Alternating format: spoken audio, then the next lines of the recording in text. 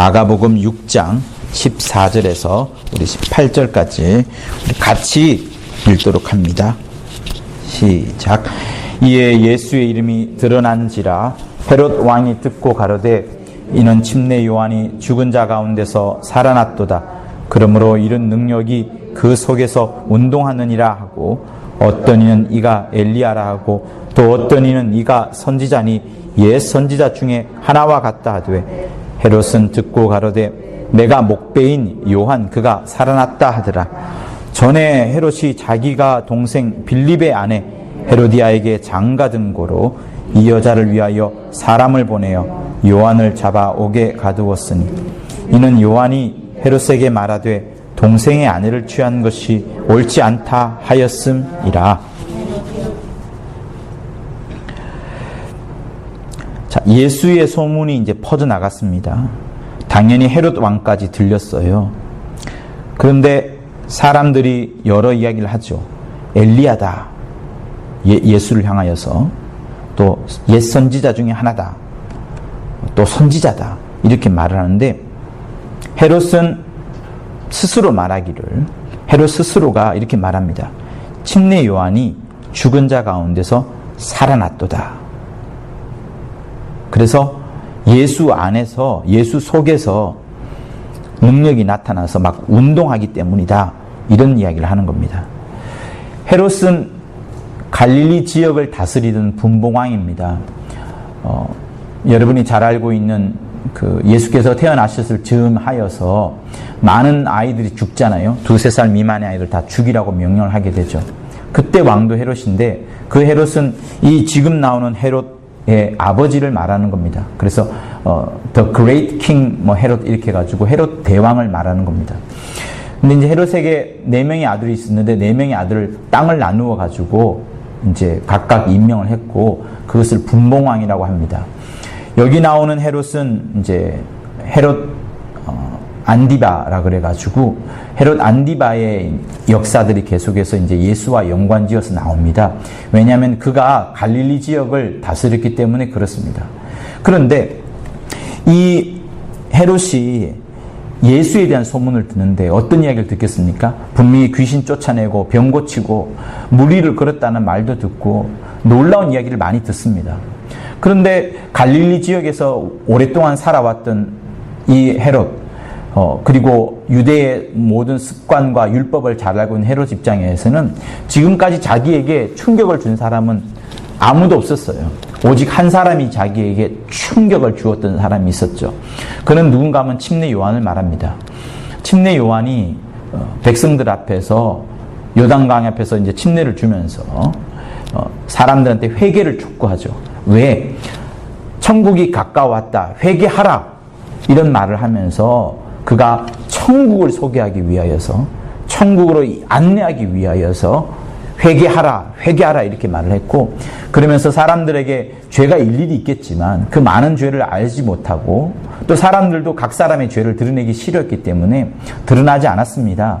그러나 당대의 가장 큰 죄악을 저질렀던 그 가문이 누군가 하면 헤롯 가문이에요. 아이들을 다 죽였죠. 그리고 4명의 분봉왕들이 했던 그 행악들은 엄청납니다. 그런 상황에서 갈릴리 지역을 다스리는 이 헤롯은 동생의 아내를 취하여서 장가들었기 때문에 사람들한테 죄악이라는 것을 지적하여 주고, 그 죄악을 비판하기 위한 최고의 홍보 효과는 사실상 이 왕의 잘못을 지적하는 거였습니다. 그래서 이 부분을 강력하게 지적을 하면서 너희들도 역시 그런 죄가 있을 것이니 천국에 이르기 위하여서 먼저 죄를 회개하라 이렇게 막 외쳐댔던 겁니다. 항상 사람들이 침례를 받으면서, 또 침례받는 사람들의 마음이 어떻답니까? 새롭게 살려는 마음, 율법으로 인하여서 정죄받았던 그들의 마음들이 새로워지는 마음이 있으면서 침례를 받았고, 그러면서 자기들 머릿속에는 헤롯에 대한 그 악함을 다시 기억하는 겁니다. 반대의 편에 있는 헤롯은 어떻게 하겠어요? 침례를 줄 때마다, 사람들이 천국에 대한 약속을 얻을 때마다 헤롯은 마음에 찔립니다. 자기가 저질렀던 죄악, 자기 가문이 행했던 모든 죄악들이 생각나니까 헤롯은 계속해서 마음이 찔리는 거예요. 그러니까 이 침례 요한 덕분에 헤롯은 항상 마음의 양심의 가책을 받았었고 율법을 아는 그로서는 자기가 어떠한 죄를 저지른가를 분명히 알고 있는 그런 상황이었습니다. 그러니까 이 침례 요한과 헤롯 사이에는 사실상 상당한 갈등이 컸었죠. 침례 요한이 워낙 위대한 선지자였고 사람들로부터 칭송을 받았던 자였기 때문에 이 헤롯은 함부로 죽일 수가 없었습니다. 여러분, 헤롯이 성전을 지은 것 여러분 잘 아시죠? 예루살렘 성전은 헤롯 성전을 말하는 겁니다. 헤롯이 지었던 성전. 헤롯 가문은 성전을 지었고요. 또 큰 항구도 지었고요. 사람들의 환심을 사기 위하여서 많은 좋은 일들을 사실 했었습니다. 당대에 세상적으로 보자면 좀 똑똑한 지혜로운 교활한 그런 일을 많이 했습니다. 그래서 사람들로부터 환심을 얻고자 했었기 때문에 침례 요한을 죽여버리면 오히려 자기에게 후폭풍이 올 수 있기 때문에 침례 요한을 죽일 수가 없었던 거예요. 그런데 마침 이제 잔치가 벌어지고 잔치에서 자기 의붓딸이 와서 춤을 추고 그 춤을 춘 딸에게 약속을 하면서 요한의 머리를 달라 하게 되고, 그래서 사람들 앞에 더 부끄러워지기 싫으니까, 천부장과 수많은 사람들 앞에 부끄러워지기 싫으니까 한마디 명령을 내리게 되고, 그러면서 요한의 목이 이제 잘려지게 됩니다. 그러면서 이제 어떻게 돼요? 헤롯 왕은 다시는 양심의 가책을 찔리는 그런 상황을 맞닥뜨리지 않게 됩니다. 그래서는 완전히 자유로운 사람이 되었죠. 그래서 이제 편해진 겁니다. 그런데 이제 역사는 지금부터 시작을 하는 거죠. 예수께서 나타나셨습니다. 예수께서 나타나셔가지고 그동안에 침례 요한이 행했던 이적보다 더 많은 이적을 베풀었습니다. 사실 침례 요한은 이적을 베푼 것이 아니에요. 이적을 안 베풀었습니다. 그런데 예수께서는 이 땅에 오셔서 엄청난 이적을 베푸시죠. 근데 예수의 특징이 뭡니까? 이상하게 침례 요한과는 다른 것을 합니다. 침례 요한은 사람들에게 회개하라, 천국이 가까웠으니 회개하라 라고 말하면서 사람들의 죄악을 지적합니다.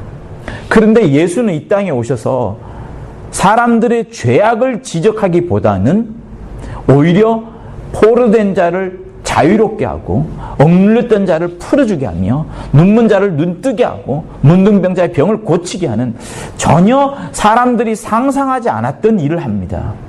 과거의 선지자 중에 한 명이긴 한데 그 과거에 있었던 선지자와는 좀 독특한 일들을 많이 하는 그런 사람으로 이제 보게 된 겁니다. 그런 소문이 이제 헤롯에게 들렸던 거예요. 헤롯이 그때 생각합니다. 야, 지금까지 나한테 충격을 주었던 사람이 침례 요한이었는데 침례 요한과 방불할 정도의 또 다른 충격을 주는 사람이 나타났구나. 근데 그는 천국에 대해서 이야기도 하고 심지어 죽은 자도 살리기도 하고 막 사람들이 죄사함을 보면서 하나님의 아들이라고도 말하는 것을 듣고서 마음에 다시 찔림이 일어납니다. 나에게 이런 찔림이 일어났던 것은 과거에 침례 요한이 나에게 그토록 말했던 그것이 나에게 찔림이 되었는데 예수, 이 사람이 과연 누구냐 이렇게 판단한 겁니다. 그런데 헤롯은 이렇게 생각하는 거예요. 내가 목 베어서 죽었던 요한이 그 사람 속에서 운동하는구나. 그래서 그 사람에게서 이런 권능이 나타나는구나. 이렇게 말합니다. 여러분 잘 들으세요. 이미 요한은 죽었습니다. 목이 잘려서 죽었기 때문에 다시 돌아올 수 없어요. 근데 헤롯의 이야기는 무엇이었냐면 죽었던 요한이 그 사람 속에서 역사하는구나 이렇게 말하는 겁니다.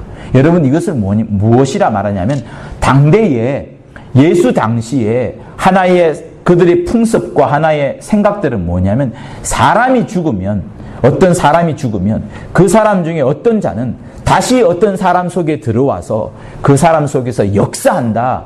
그 사람 속에서 일을 한다라는 그런 생각들이 풍부했었습니다. 충만했었어요. 그래서 그것을 예수께서는 밝히 드러내 주기를 그것이 귀신이다 이렇게 말해주는 겁니다. 다시 말하면 귀신이라는 것은 어떤 타락한 천사가 사람 속에 들어와서 역사하는 것이 아니고 귀신이라는 것은 죽었던 어떤 자의 영혼이 그 사람 속에 들어와서 역사함으로 능력이 나타나는 것, 이것으로 생각했던 것이 당시예요. 그런데 여러분, 세월이 흘러가면서 사람들이 천사가 어디냐, 귀신이 어디냐, 막연히 이렇게 생각을 하게 되고 잘못된 어떤 교리가 만들어지면서 타락한 천사가 귀신이라고 흘러간 것이지, 예수 당시에는 말이에요, 이 본문이 가장 잘 지적해 주는 부분이 그겁니다.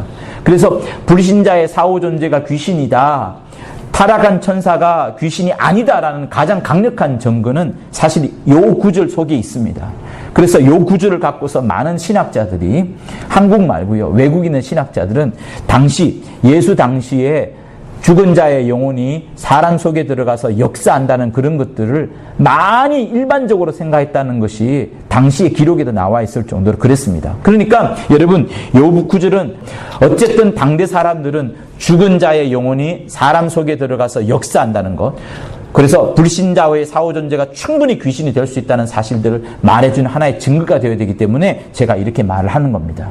그래서 이 구절 또한 중요한데요. 또 한편 우리가 바라볼 것이 있습니다. 그것은 뭐냐면 침례 요한에 관한 것인데요. 여러분, 침례 요한입니다. 요한에 대해서 첫 번째 특징은 침례를 말하는 거예요. 하나님께서 요한에게 명령하신 사명이 있습니다. 예수에게 명령하신 사명이 있고, 침례 요한에게 명령하신 사명이 있고, 사울 왕에게 명령하신 사명이 있습니다.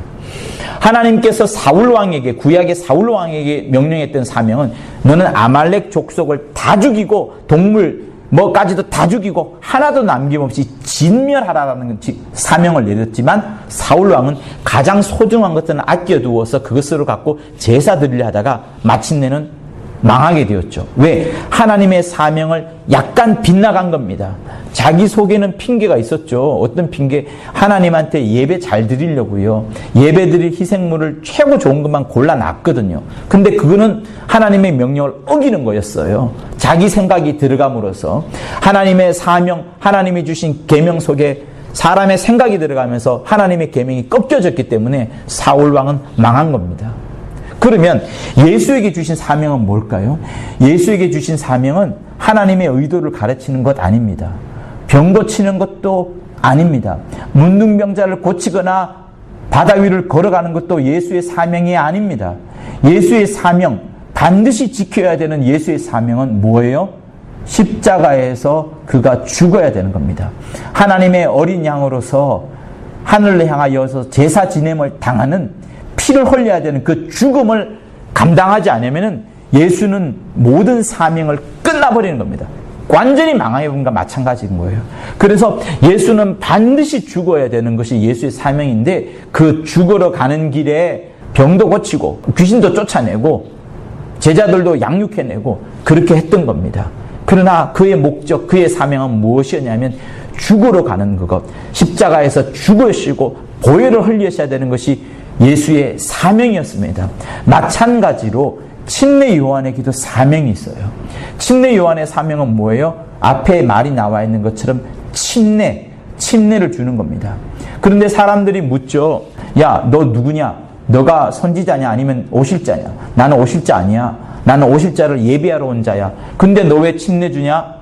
이렇게 말합니다. 맞잖아요. 너 왜 침례 주냐? 역사상 지금까지 침례 준 사람이 없는데 너 왜 침례 주냐? 이렇게 말을 합니다. 그때 침례 요한이 하는 말이, 나는 내가 침례를 주는 것은 하나님께서 내게 명령하시기를 침례를 줄 때에, 사람들에게 침례를 줄 때 어느 순간 내 앞에 어느 자가 올 것인데 그 자가 성령으로 침례받는 것을 내가 보게 될 것이고, 그것을 보는 그때까지 내가 많은 사람들을 계속 침례를 주는 것이다, 이렇게 말합니다. 그러니까 침례 요한의 사명은 뭔가 하면 오실 자, 곧 예수를 이 땅에 드러내기 위하여서 그 드러내는 순간이 때까지 계속해서 사람들이 자기 앞에 올 것인데 그 사람들을 침례 주는 것, 그러다가 마침내 성령이 하늘에서 임하는 것을 볼 그때에, 아, 마침내 이 사람이 성령으로 우리에게 침례를 주는 자이구나 라고 자기의 임무를 끝마치는 것이 침례 요한의 사명인 겁니다. 여러분, 그걸 잘 아셔야 돼요. 저는 여러분들이 사명을 정말 잘 알았으면 좋겠습니다. 우리는 하늘나라를 향하여 지금 달려가고 있어요.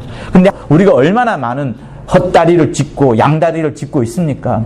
우리가 연약하고 부족하기 때문에 그러합니다만 우리의 최종 목적은 하늘나라에 가는 것입니다. 이 땅에서 병 없이, 이 땅에서 염려 없이, 이 땅에서 고민 없이, 이 땅에서 행복하게 사는 것이 우리의 목적, 우리의 사명이 아닙니다. 하나님이 우리에게 주시고자 하는 사명 중에 한 가지는 우리를 하늘나라 데려가고자 하시는 것이기 때문에 혹시 여러분들이 이 땅에서 양다리를 걸쳐서 죄악을 저지르기로 할지라도 반드시 하늘나라에 간다는 그 꿈은, 그 계명은 잊어버리면 아니 되는 거예요. 마찬가지로 침례 요한이 이제 자기의 사명을 다 완수했습니다. 예수께서 자기 앞에 오실 때에 하늘에서 소리가 났고 저는 내 사랑하는 아들이여 기뻐하는 자라라는 소리를 들음으로써 마침내 요한이 해야 될 사명은 다 끝난 거예요. 그런데 여러분, 요한이 이제 무엇을 합니까? 사람들한테 계속하여서 침례주는 일을 합니다. 왜? 그는 자기의 사명을 완수했지만 계속해서 그 일을 하고 있어요. 자기에게 맡은 사명이니까 죽을 때까지 하는 겁니다. 그러면서 사람들한테 천국 이야기를 하기도 하고 그러죠. 근데 여러분 그거 아시죠? 베드로와 안드레는 예수의 제자입니다만 원래 누구의 제자이냐면 침례 요한의 제자였어요.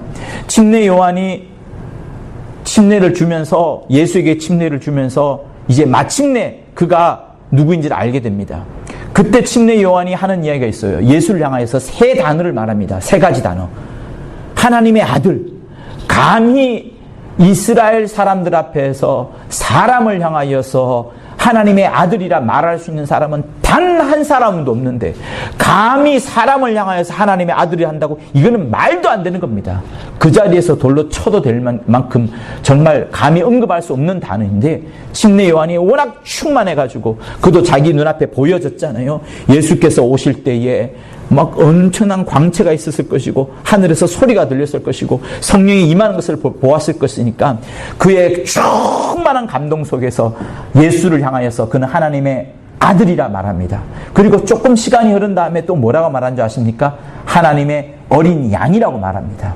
그러면서 자기의 제자 베드로와 안드레에게 하나님의 어린 양이로다 이렇게 말을 해주게 되고, 베드로와 안드레가 그때부터 요한의 제자이긴 하지만 예수에게까지 가서 예수의 제자 역할을 또한 감당합니다. 침례 요한이 또 하는 단어, 마지막 단어가 뭔가 하면 그는 메시아다라는 말까지 하게 됩니다. 그러니까 여러분 한 가지 스토리를 보면 이렇습니다. 처음에는 침례 요한이 최고로 충만해가지고 예수를 바라보면서 하나님의 아들이라 하였다가 조금 시간이 지난 다음에 조금 약한 하나님의 어린 양이라고 했다가, 하나님의 어린 양이라고는 할 수는 있어요. 그러나 하나님의 아들은 여러분 감히 할 수 없는 말입니다. 그런데 했던 거고요. 그 다음에 하나님의 어린 양, 그 다음에 메시아란 말은 할 수 있어요. 왜? 이스라엘 사람들이 대망했던 것이 메시아거든요. 다윗과 같은 존재, 다윗과 같은 사람이 오기를 바랬었기 때문에 예수의 많은 이적을 보고서 충분히 메시아라고 생각했을 수 있을 겁니다. 그래서 이렇게 변천하는 거예요.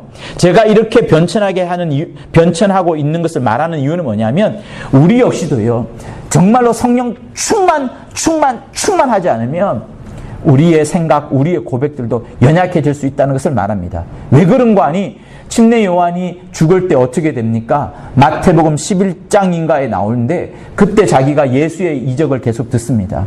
침례 요한이 이제 목배임을 당하기 전에 옥에 갇히게 되죠. 옥에 갇혀 있는 동안에 예수의 소문을 듣습니다. 그때 침례 요한이 하는 말이 있어요. 뭐라고 말했냐면, 야 제자들아, 너 예수한테 가가지고 이렇게 물어봐라. 우리가 오실 일을 기다릴까 아니면 당신이 그이니까 라고 묻습니다. 그때 예수께서 뭐랍니까? 야 내가 오실 자야, 내가 그리스도야. 그렇게 말하지 않습니다. 그렇게 말하지 않고 눈먼 자가 눈을 뜨고 벙어리가 입을 열고 하면서 그것만 딱 이야기해 주고 실질적으로 그리스도란 말을 밝히 말하지 않습니다. 요한은 속이 타죠. 그리스도인 줄 자기한테 말해주면 좋겠는데 말하지 않습니다. 이상하게 말해주지 않습니다. 근데 자기는 과거를 더듬어 보거든요. 내가 침례 줄 때 분명히 하늘에서 목소리를 들었고 그때 내가 하나님의 아들이라 고백을 해 주었고, 그리고 조금 시간이 지난 다음에 안드레와 베드로 앞에서 하나님의 어린 양이라고까지 고백을 했었고, 또 시간이 지난 다음에는 메시아라까지 고백했는데 지금 침례 요한이 옥에 갇혀 있다 보니까 너무나도 힘든 나머지 예수를 그리스도로 알 수가 없는 겁니다. 그래서 그 질문을 했던 거고요. 그런데 여러분, 예수께서 뭐라고 하신 줄 아시죠? 침례 요한의 제자들이 떠난 다음에 예수께서 자기 제자들을 불러놓고 하는 이야기가 있습니다. 너희들 알지? 여자가 낳은 자 중에 저자가 최고인 자다. 오실 자를 밝히는 주의 길을 예비하는 자, 첩경을 밝히는 자가 바로 그 자다. 이렇게 말씀하면서 요한을 굉장히 높여주는과 동시에 요한이 밝히려고 했던 자가 바로 자기였다는 것을 자기 제자들한테만 알려주는 겁니다. 마치 예수께서 비유를 사람들한테 베풀어 주시되 그들에게 진리는 가르쳐 주지 않고 사람들에게는 비유를 던져주고 제자들한테만 진리를 가르쳐준 이유가 바로 여기에 있는 겁니다. 그만큼 하나님은 우리에게 무엇을 원하시느냐? 정말로 믿음을 갖고 찾아가는 자들에게만 찾아주시고 복음을 열어주시고 진리를 밝혀주시는 분이 하나님이시라는 것을 다시 한번 확인할 수 있는 거예요. 그러니까 침례 요한은 여기부터 이제 딱 자기가 마감을 하게 되는 겁니다. 자기의 역할은 뭐였어요? 예수를 이 땅에 드러내는 것으로서 침례 요한은 자기의 사명을 다 감당한 겁니다. 그리고 침례 요한이 사람들에게 지적을 하죠. 그들의 죄악을 지적하고 무엇보다도 헤롯 왕의 죄악을 지적해 준 것은 마침내 그가 죽음에 임박할 수밖에 없는 하나의 단초가 되는 사건이었죠. 만약에 침례 요한이 헤롯 왕의 죄악을 지적하지 않았더라면 요한은 죽을 수가 없었을 겁니다. 어떻게 죽을 수 있어요? 사람들로부터 칭찬을 받는 자였는데 어떻게 죽일 수가 있습니까? 심지어 헤롯 왕도 그가 자기 마음속에 찔림을 일으켜 주지만 자기에게 큰 번민을 느끼게 하지만 그럼에도 침례 요한의 말을 들을 때 달게 들음이라 라고 말하고 오히려 자기 부인으로부터 보호하려고 했던 것이 헤롯 왕입니다. 그만큼 보호하려고 했던 거죠. 그런데 옥에서도 계속 찔러대고 헤로디아한테도 계속 찔러대니까 마침내 죽여버리는 겁니다. 여러분, 여기서 무엇을 우리가 알 수 있는지 아십니까? 율법이라는 것은 반드시 사람을 죽음에 이르게끔 하는 거예요.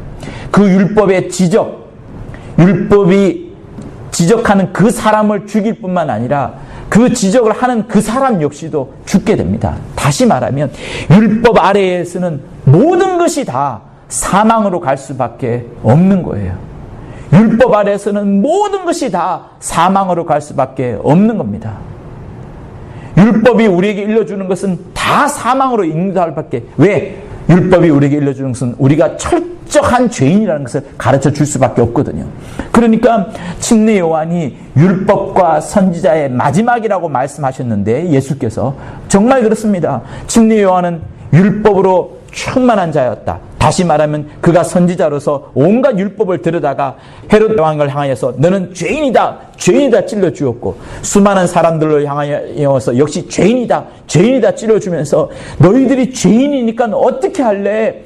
죄인이니까 우린 죽을 수밖에 없으니까 살려면은 이제 침례를 받고 이제 오실 자를 향하여서 너희는 준비하라라고 말한 것이 침례 요한인 겁니다. 그 이상 없는 거예요. 그래서 침례 요한은 자기가 할 바를 다 했습니다.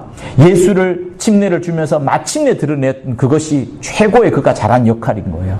그러나 그가 헤롯 왕이나 다른 사람들을 지적하면서 그들의 마음 속에서 양심이 또 촉발되잖아요. 그렇게 한 것 역시도 부차적으로 중요한 일을 한 겁니다. 왜? 사람들에게 죄를 지적을 할 때에 내가 이것이 죄인지 아닌지 알 수 없어요. 우리에게는 양심이 있습니다. 양심이 있어서 어떤 잘못을 지나면 우리 양심이 찔림이 되기도 하죠. 그러나 법이라는 것이 있으면 분명히 그것이 죄라는 것이 알게 됩니다. 우리가 사람 운전하다가도 차대 부딪힐 수 있습니다. 그러면 보험 처리하면 끝나잖아요. 근데 보험 처리하지 않으면 경찰이 오게 되고 경찰이 오게 되면 법이라는 것이 딱 단속을 하게 되면서 내가 큰 죄를 저질렀구나 알게 됩니다. 그러니까 법이라는 것은 뭐냐면 딱 성문화가 되어 있어서 무엇이 죄라는 것이 정확하게 구체적으로 나와 있게 되는 그것이고요. 그런데 그 죄가 드러나기 전에 우리가 기본적으로 인식하고 있는 이런 것들은 양심에서 계속해서 일러주고 찔러주는 겁니다. 그러니까 여러분, 예수 믿는 우리 역시도 우리 마음에 뭐가 있어요? 율법과 양심이 있는 겁니다. 감독님께서 가장 강조하는 부분은 이것을 말하는 거예요. 예수 믿는데 율법을 이겨내고 양심을 이겨낸 것 맞습니다. 율법과 양심을 초월하여서 생명의 성령의 법으로 사는 것이 맞아요. 그런데 율법이 있었다는 거, 양심이 있다는 것을 잊어버리니까 우리가 어떻게 돼요? 어떠한 죄책도 받지 아니하고 수많은 죄를 여전히 범죄하면서 살다 보니까 문제는 어디서 터집니까?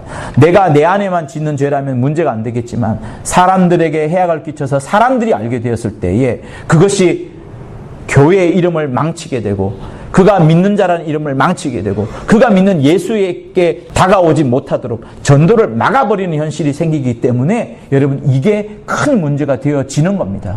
예수 믿는 자에게 사라지지 않는 것이 뭐냐면 율법도 있고요. 양심도 여전히 있습니다. 우리가 살아있는 동안엔 선악과를 먹은 그 효과가 계속해서 나타날 수밖에 없어요. 우리 죽은 다음에 새로 태어난 아이들 역시도 그들의 심령 속에는 선악을 아는 양심이 계속해서 있는 겁니다. 그러나 우리가 어떻게 돼요? 율법과 양심이라는 것은 진리가 될 수 없어요. 율법과 양심이 진리가 되면 우리 모두 다 죽습니다. 세상에 있는 사람들 한번 보십시오. 좀 바른 생활을 한다고 하는 사람, 좀 뭔가를 사람들과 다르게 그나마 자기의 가치를 알고 자기를 존중하는 사람들 보면 자기 양심이 진리가 되어 있습니다. 나는 양심적으로 저렇게 살진 않아.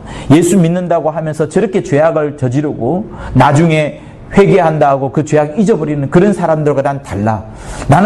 나는 옛부터 사람들을 많이 도와주었고 내가 나 스스로도 법 없이도 살 수 있을 만큼 나는 멋지게 살아왔어. 이렇게 생각합니다. 돈 많고 똑똑한 사람들 역시도 사람들한테 멋지게 보이려고 자기의 과거는 드러내지 않더라도 사람들한테 좋은 일을 행하려고 자기가 번 돈들을 자기가 가졌던 많은 지식들을 사람들한테 베풀면서 그렇게 많이 의를 행하려고 합니다. 모두가 다 뭐예요? 그들의 마음속에 양심이라는 것이 진리가 되어가지고 그렇게 역사하는 겁니다. 우리 역시도 예수 믿는 우리도요. 예수가 사라지잖아요. 예수를 잘 모르잖아요. 정말 신령한 영적인 것을 모르잖아요. 그러면 교회 다니면서도 여전히 성경책을 들고 다니면서 여전히 자기 마음속에 양심이 최고로 다니는 사람 많습니다. 어떤 장로가 간증에서 그렇게 나오잖아요. 어떤 장로가 장로 되기 전에 장로 피택을 받는데 그날 밤에 한 그 장로가 목사님을 찾아와가지고 늦은 밤에 목사님 저는 장로 될 자격이 없습니다. 사실 제가 성경책을 매번 들고 그리고 교회 모든 모임마다 한 번도 빠지지 않았고 교회 행사 있을 때마다 큰 금을 드렸고 항상 목사님한테 안수받았고 맨 앞자리에 와서 말씀을 들었고 항상 목사님의 말씀을 쳐다보았고 기도하라면 기도했고 다 했습니다만 내가 장로 피택을 받는다고 하면서 딱 써보니까 내 마음에 정말 하나님이 살아 계신지 내가 정말 진짜로 죄인인지 모르겠습니다. 그리고 성령은 받지도 않았거니와 잘 모르겠고 그냥 성경책을 끼고 내 오른쪽에 끼고 계속 주일 출석하면서 그냥 오는 그것으로 내가 살아왔는 것 같은데 정말 내가 장로가 될 자격인지 모르겠습니다. 이렇게 말을 했다는 거예요. 그래서 그날 밤에 밤새도록 목사님이 그 피택받는 그분과 말씀을 전해주고 해가지고 마침내 자기가 죄인이라는 것을 깨닫고 눈물 콧물 다 쏟아내고 그제서야 내가 구원받은 존재인구나 알게 되었고 그리고 그 다음 해에 그 사람에게 장로 피택을 줬다는 그런 간증을 들은 적이 있습니다. 여러분 이 간증이 무엇을 말해주나요? 우리에게 있어서 충분히 예수 믿는다고 하면서 충분히 종교 생활을 할 수 있습니다. 꼬박꼬박 주일 성수하고요. 헌금 내고요. 11조도 하고요. 그러나 마음속에 기쁨과 행복과 성령이 이끌어가는 그것이 없다 그러면 그 사람은 종교 생활을 하는 겁니다. 그 사람은 종교 생활하면서 무엇이 가득 찬 거예요? 예수가 있는 것이 아니라 마음에 양심이 충만한 겁니다. 이렇게 해야지. 내가 안수 집사니까 이렇게 해야지, 장로니까 이렇게 해야지, 헌금 내야지, 기도해야지, 새벽기도 당연히 나와야지 하는 이게 양심이에요. 그 사람은 예수가 진리가 된 것이 아니고 주의 피가 진리가 된 것이 아니고 성령의 진리가 된 것이 아니고 그 사람의 양심, 이렇게 해야 되겠다는 양심이 진리가 된 자인 겁니다. 그러니까 여러분 양심이 진리가 되거나 바리새인처럼 율법이 진리가 되어버리면 그 사람은 망하는 거예요. 그는 예수 없이도 살 수 있고 하나님 나라 가지 않아도 충분히 종교 생활을 할 수 있는 그런 사람인 겁니다. 그것을 원하는 게 아니에요. 하나님이 우리에게 원하시는 것은 율법과 양심은 무엇을 주지 못합니까? 자유를 주지 못합니다. 구원을 주지 못합니다. 영원한 생명을 약속할 수가 없습니다. 율법 아래 있는 거 절대로 구원을 주지 못하고 영생을 주지 못합니다. 침례 요한 보세요. 침례 요한이 어디 자유를 줄 수 있습니까? 침례 요한의 말이 어디 영생을 줄 수 있습니까? 항상 사람을 지적하고 그의 잘못을 말하고 그의 죄악을 지적할 뿐인 겁니다. 우리 역시도 마찬가지예요. 율법과 양심으로 충만하잖아요. 그러면 항상 다른 사람의 죄악을 더 말하게 될 수밖에 없습니다. 다른 사람의 죄악을 지적할 수밖에 없는 거예요. 여러분의 마음을 양심으로 살려고 하지 마십시오. 여러분의 마음을 율법으로 살려고 하지 마십시오. 그러면 다른 사람을 지적하게 돼요. 다른 사람을 지적하면 좋은 효과가 하나 있습니다. 근데 그건 나쁜 좋은 효과예요. 나쁜 좋은 효과가 뭐죠? 그거는 내가 다른 사람의 죄악을 지적함으로 인하여서 사람들이 나를 볼 때 죄악을 지적하는 저 사람은 의로운 자라구나 라고 생각한다는 그거예요. 그래서 바리새인들은 사람들로부터 칭송을 받은 이유가 바로 그겁니다. 너희들은 나와 틀려. 너희들은 죄인이고 우리들은 의로운 사람들이야. 그렇게 지적을 하면서 다른 사람은 정죄하면서 자기들이 받는 반사이익은 칭찬을 받는 그것이 나쁜 좋은 효과 혹은 좋은 나쁜 효과인 겁니다. 이거는 우리를 구원할 수가 없고 우리를 영생으로 이끌 수가 없습니다. 자, 침례 요한의 죽음이 이러하였습니다. 침례 요한의 죽음은 그가 다른 사람의 잘못을 지적함으로써 그가 죄인인 줄 깨닫게 하였고 그의 양심을 불러일으킴으로 인하여서 하나님께 다가가게 한 효과가 있습니다. 그만큼 우리에게 양심은 좋은 면이 있긴 있어요. 하나님께 나오게끔 하는 거니까 하나님 앞에 회개할 수 있는 그 기회를 얻도록 하여 주는 그 양심이 그 율법이 작동을 하는 겁니다. 그런데 침례 요한의 죽음은 그렇게 끝나는 거예요. 자, 그런데 여러분 예수 한번 보시죠. 헤롯 왕이 예수를 만나고 싶어 했었죠. 오랫동안. 왜? 자기가 그토록 두려워하면서도 존경을 했었고 보호했던 침례 요한이 살아났다고 생각하는 사람이 예수였으니까 예수를 만나고 싶어 했습니다. 근데 못 만났어요. 마침내 예수를 만날 기회가 왔습니다. 빌라도에 의해서 잡혔을 때 빌라도가 판단해 보기에 이 사람은 죄가 없어. 그런데 그 당시 나사렛과 갈릴리를 관할하던 군주인 헤롯한테 보내는 겁니다. 빌라도가 로마 사람인 빌라도가 헤롯한테 보내가지고 야 네가 한번 판단해봐라. 내가 보기에는 죄가 없는 것 같다. 이제 그때서야 헤롯이 예수를 만나게 되면서 마음이 기쁩니다. 자기가 그때 만났을 때 자기는 누구를 만난다고 생각했어요? 죽었던 침례 요한이 그 사람 속에서 살아 역사하는 거니까 죽은 자의 영혼이 그 사람 속에서 살아 역사하는 거니까 예수께서 자기를 향하여서 똑같이 정죄하고 똑같이 비난할 줄 알았어요.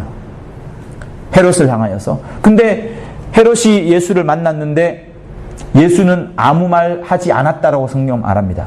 아무 대답도 하지 아니하였더라 라고 성경 기록하고 있어요. 가치가 없다는 거죠.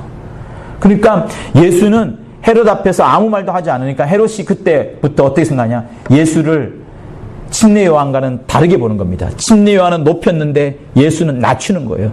희롱할 대상, 가치 없는 대상, 나사렛 출신의 그 별 볼 일 없는 사람으로 여기게 되고 결국 그는 이제 죽음으로 이끄는 그런 결과를 이제 이끌게 됩니다. 자, 헤롯 앞에서 예수는 아무 말씀하지 않았어요. 그런데 이제 빌라도 앞에 섭니다. 빌라도 앞에 섰는데 빌라도 앞에 섰을 때 예수께서 무엇이라 말합니까? 예수가 만약에 율법으로 충만했다면, 양심으로 충만했다 그러면 그 이방인 중에 대빵이라고 할 수 있는 빌라도를 향하여서 지적할 수 있을 겁니다. 헤롯을 향하여서도 지적할 수 있었을 겁니다. 그러나 예수는 어떤 것으로 충만한 자예요? 율법과 양심으로 충만한 자입니까? 아닙니다. 예수에게는 진리와 은혜와 하나님의 영광으로 충만한 자였기 때문에 헤롯 왕, 죄악으로 충만한 헤롯 왕, 그 가문, 아이들을 다 몰살시켰던 그 가문에게는 복음을 전달해 주기 싫었던 거예요. 그런데 빌라도 앞에서는 말을 합니다. 빌라도의 부인이 물어보거든요. 간밤에 내가 꿈을 꿨는데 저 사람은 좀 특이한 사람이다. 함부로 판단하지 마세요라고 빌라도한테 일러주죠. 그래서 빌라도가 앞에 딱 와서 정확하게 묻습니다. 정말 양심과 법대로 판단했는데 자기가 보기에 아무 그게 없어요. 그래서 너는 도대체 누구냐? 사람들이 너를 유대인의 왕이라고 하는데 넌 진짜 유대인의 왕이 맞냐? 이런 질문을 합니다. 그때 예수께서 말씀하시는 뭐래요? 내가 왕이로라. 그러나 나는 이 땅의 왕으로 온 것이 아니라 진리를 전하러 왔다. 진리를 전하러 왔다. 진리가 뭐냐라고 말하고 끝나게 됩니다. 예수는 그가 말하고 싶었던 것이 율법이나 정죄나 양심이나 비평이나 죄악을 들춰내거나 이거 관심 없으신 거예요. 주님은 무엇을 관심이 있으시냐? 어떻게 하면 하나님을 소개시켜주는 그 진리를 드러내느냐? 어떻게 하면 하나님의 영광을 드러내느냐?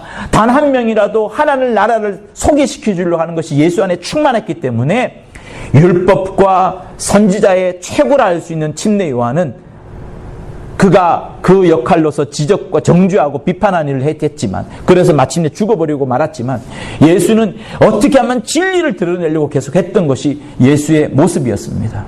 그래서 이런 면에서만 보더라도 같은 죽음이긴 하지만 다른 거예요. 성도 여러분, 우리는 반드시 알아야 되는 사실들이 있습니다.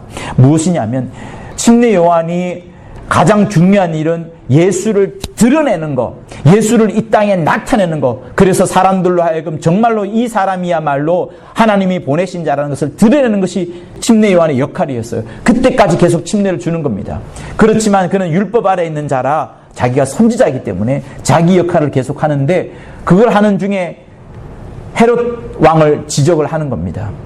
헤롯 왕이 침례 요한 때문에 자기의 마음의 양심을 가책을 받기 시작하였고, 이제 구원으로까지 들어설 수 있었습니다. 마음에 굉장히 많은 찔림을 받았거든요. 자기에게 이렇게 지적하는 사람이 아무도 없었습니다. 침례 요한이 그나마 지적을 해주는데, 그때라도 구원을 받을 수 있는 그 직전 단계까지 갔는데, 이 헤롯은 그 과정을 벗어나 버린 거예요. 그리고 예수를 만났을 때는 그를 하찮게 여김으로 인하여서 더욱더 구원과는 멀어지는, 구원의 기회는 완전히 사라지고 버리고만 그런 결과가 온 것이죠. 여러분, 우리가 알아야 될 사실들이 있습니다. 무엇인가 하면 우리 모두가 다 죄인이라는 사실이에요. 우리는 본질상 진노의 자녀였습니다. 그래서 에베소서 2장 3절에서 전에 우리도 다 그와 같이 욕심을 따라서 지냈다. 육체와 마음에 원하는 것을 하였다. 그 결과 불순종하는 아들들처럼 공중 권세 잡은 자를 따라서 살고 말았었다. 그때 우리는 뭐였냐? 본질상 진노의 자녀였다. 성도 여러분, 본질상 진노의 자녀였습니다. 그러나 우리가 지금은 예수의 피로 인하여서 의인이 된 것은 완벽한 의인이 된 것이 아닙니다. 칭의라 그래서 의인으로 삼아주겠다, 의인으로 인정해주겠다, 의인으로 간주해주겠다, 인 것이 의인이다가 아닙니다. 성경에는 우리를 향하여서 의인이다라고 말하는 데가 아무 데도 없어요. 오죽하면 예수께서 뭐라고 하셨습니까? 성령이 이 땅에 오셔서 죄와 의와 심판에 대해서 말씀해 줄 것인데, 의에 대해서는 내가 감으로 인하여서 아무도 볼 수 없다. 의인이란 것은 아무도 없다는 것을 성령이 말한다고 하는 겁니다. 그래서 성도 여러분, 우리가 반드시 알아야 될 사실, 이게 깨지면 여러분, 우리에게는 무엇이 다가오느냐? 나 자신에 대한 교만, 남에 대한 무시, 그리고 원수를 더 가까이 하게 되고, 죄를 무시하게 되고, 죄를 더 흠모하게 되고 죄를 사모하게 되는 일이 생길 수밖에 없는 겁니다. 내가 과거에 본질상 진노의 자녀였다. 그런데 예수의 피로 말미암아서 겨우 살게 된 건데, 지금은 의인이랍시고 막 뻗팅기고 막 교만하고 상대방을 지적하고 다른 사람과 협력하지 아니하고 사랑하지 아니하고 하나님의 은혜도 잊어버린다면 그건 문제가 되는 겁니다. 성도 여러분, 우리가 하나님의 은혜로 산다는 것은 그저 하나님이 주시는 복 받고 잘 살고 행복하고 이걸 말하는 게 아니라, 하나님의 은혜로 산다는 것은 무엇인가 하면, 나는 본질상 죄인이었는데 당신이 내게 인쳐주심으로, 당신이 내게 피를 뿌려주심으로 이제서야 겨우 의인 축에 이르는, 겨우 구원함을 받는, 그것이야말로 내가 하나님의 은혜 받은 겁니다 라는 것을 말하는 겁니다. 그래서 우리 예수 믿는 사람들은 절대로 교만할 수가 없는 거예요. 다른 사람을 향하여 죄인이라고 비판할 수도 없는 겁니다. 왜? 내가 본질상 죄인이었는데. 성도 여러분, 진실로 진실로 은혜 받은 자라는 것은 계속해서 회개하는 겁니다. 예수 처음 믿었을 때 반드시 회개하는 것이고, 그 회개를 해야만 정말로 구원받은 자라서 눈물 콧물 다 흘리고 자기 영과 하나님의 영을 만나게 하여서 참으로 하나님을 만나게 된 자인 것이고요. 그리고 그 회개가 한 번으로 끝나지 않습니다. 계속해서 우리 주일날 뭐예요? 회개기도 합니다. 주기도문 회개기도 들어가 있습니다. 놓치면 안 됩니다. 무엇을? 나는 죄인이었다는 사실을 놓쳐버리면 안 되는 거예요. 우리는 본질상 진노의 자녀, 본질상 죄인이었다는 사실을 절대로 잃어버리면 안 됩니다. 거기다가 나는 하나님의 의로 인하여서, 하나님의 은혜로 인하여서 살게 된 존재라는 것을 여러분 인식할 때에 내가 교회를 함부로 생각하지 않게 되고, 말씀을 전한 자를 무시하지 않게 되고, 어떻게 하면 성도를 더 아끼고 사랑하게 되고, 내 마음에서 죄악의 덩어리도 사라지게 되고, 생명의 성령의 법으로 내가 살아가게 되는 것이 바로 그것 때문인 겁니다. 그런데 은혜를 잊어버리면 어떻게 돼요? 나 죄인인 줄 모릅니다. 나 의인인 줄 알게 되고, 다른 사람 무시하게 되고, 다른 사람 정죄하게 되고, 다른 사람 소문 수근수근거리게 되고, 교회에서 높은 자가 되려 하고, 절대 협력하지 아니하고, 그러다가 점점 원수가 그 사람을 지배하게 되는 결과가 오르는 것이 바로 그겁니다. 사랑하는 성도 여러분, 율법과 양심은 진리가 아닙니다. 율법과 양심이 진리가 된 자들이 얼마나 많습니까? 교회 안에도 그렇게 진리가 된 자들이 많습니다. 그러나 우리에게 진리가 되어야 되는 것은 예수의 피, 그리고 하나님의 말씀, 그것이야말로 생명의 성령의 법, 그것이야말로 참 진리가 되어 가시는 것이기 때문에 그것은 우리 안에서 자유와 구원과 영생으로 이끌어 주는 겁니다. 또 남을 바라볼 때도 그를 사랑하게 되고, 그를 긍휼히 여기게 되고, 그를 귀히 여기게 되고, 그를 아끼게 되고, 그를 위해서 축복하게 되고, 그를 위해서 기도까지 하게 되고, 그를 위해서 내 물질까지도 쓰게 되는 것이 생명의 성령의 법 아래에 있는 사람, 참으로 하나님의 은혜를 아는 사람인 겁니다. 그는 어떤 자라고요? 회개하는 심령이요, 계속하여서 회개를 이루어가는 심령이 바로 그런 자인 겁니다. 그래서 여러분 심령 속에 하나님의 은혜가 충만하여서 나는 회개한 자요, 앞으로도 계속해서 회개를 멈추지 않는 심령이 될 것이라 라고 고백하는 여러분이 되실 것을 예수 이름으로 부탁을 드립니다. 교만한 자, 자기가 의인이라 생각한 자, 자기의 죄책감을 전혀 느끼지 못하는 자는 하나님의 은혜를 알지 못하는 자입니다. 하나님의 은혜를 아는 자는 자기 심령 속에 회개가 충만한 자요, 그리하여 예수의 피로 자기를 더욱더 덮으려 하는 자요, 하나님의 긍휼하심을 더욱더 받으려 하는 자인 겁니다. 여러분 모두가 다 하나님의 은혜를 충만히 받는 자 되기를 예수 이름으로 부탁을 드립니다. 요한일서 1장 8절에 우리가 죄 없다고 하면 스스로 속이는 자고 진리가 우리 속에 거하지 않는다라고 하였습니다. 여러분 안에 죄가 없다라고 하지 마시고, 그리하여서 자기 자신을 스스로 속이지 마시고, 진리가 우리 속에 거하지 않도록 하지 마시고, 죄가 있으되 예수의 피로 하나님의 은혜로 살리라 라고 고백하는 귀한 여러분의 일생이 되기를 예수 이름으로 부탁을 드립니다. 받은 말씀을 갖고 우리 간절히 기도합니다. 캄캄한 밤에 다닐지라도 주께서 나의 길 되시고 나에게 밝은 빛이 되시니 길 잃어버릴 염려 없네. 하늘의 영광 나의 맘속에 차고도 넘쳐 할렐루야를 힘차게 불러 영원히 주를 찬양하리. 침례 요한이 목베어 죽었어요. 그러나 그는 율법과 선지자의 역할을 다함으로써, 정죄와 비판의 역할을 다함으로써 죄인인 것을 드러냄으로 인하여서 그가 목베임을 당하여 죽었습니다. 여러분, 그런 침례 요한을 사모하시죠? 아마 사모하지 않을 겁니다. 그러나 우리에게 목베임을 받는 또 다른 예시로서 사모할 수 있는 하나의 예시가 성경에 나옵니다. 그것이 요한계시록 20장에 나와요. 예수로 인하여서 예수의 말씀을 증거하면서 예수의 말씀을 증거하려다가 목배임을 받은 자들이 있으니 곧 첫째 부활에 이르는 자라 이렇게 말씀을 합니다. 사랑하는 성도 여러분, 여러분 모두가 다 이 땅에서 예수를 만나지 마시고 공중에서 이 땅에서 백보자 심판 앞에서 예수를 만나지 마시고 공중에서 신부로서 거룩한 잔치에 이르는 그 멋진 대상으로서 정말 하나님을 만날 수 있기를, 곧 다시 말하면 목배임에 받을지라도 진리 때문에, 하나님의 말씀 때문에, 예수의 이름 때문에 목배임을 받는 정말 멋진 여러분의 성도들, 귀한 성도들 다 되실 것을 예수 이름으로 부탁을 드립니다.